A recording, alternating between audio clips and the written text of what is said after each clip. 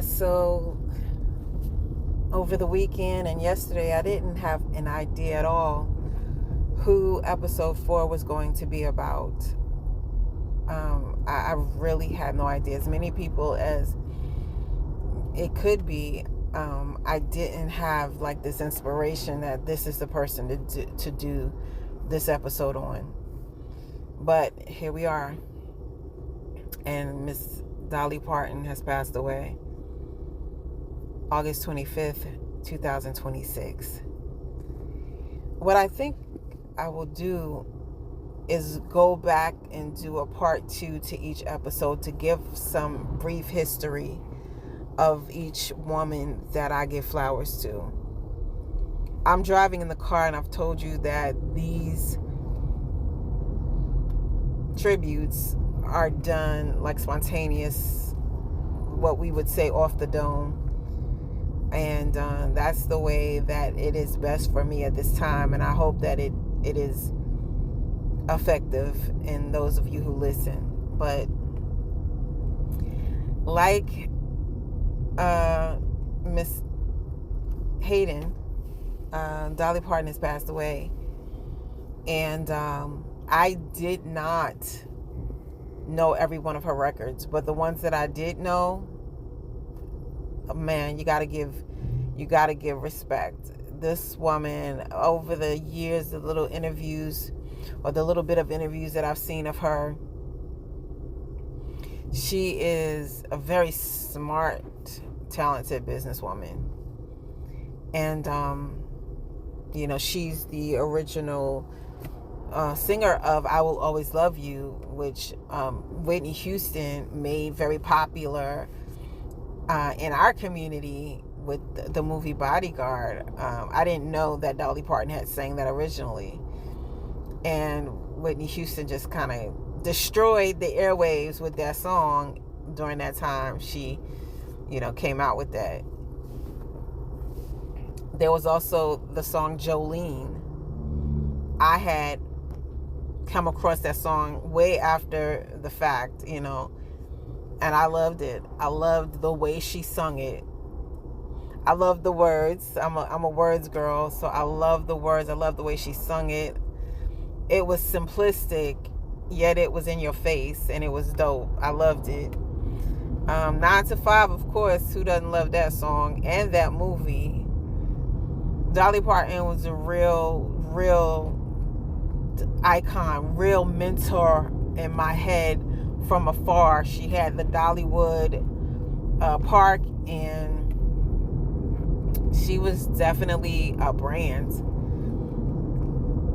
I'm gonna come back and say more about her and about the other young ladies. But one thing that really stands out about Dolly Parton for me is not long ago, it's only been a few months ago, that I was watching an interview. It was like a reel of different interviews of her. And at this time, I was getting back into my songwriting, and I was getting back to songs that I had written, getting ready to produce them. And she said something that gave me the green light. It gave me so much confirmation and affirmation. I take it everywhere. I think about it at least 3 times a week, if not every day. It comes to my head especially whenever I'm working with songs. She was like, and I can't quote her, and I'm going to find that interview, but she said, as long as you have a great lyric, you can put it in any genre. As long as you have a great lyric or great lyrics, it will work with any genre. And she gave me the green light. And I believe I might have heard that or saw that interview when I first started back getting my songs together. And maybe that was like last year, the end of last year. She said, as long as you have a good lyric, she said, if lyrics are good enough, they could they could be structured and produced in any genre. And I have seen that to be the case with works that I'm doing.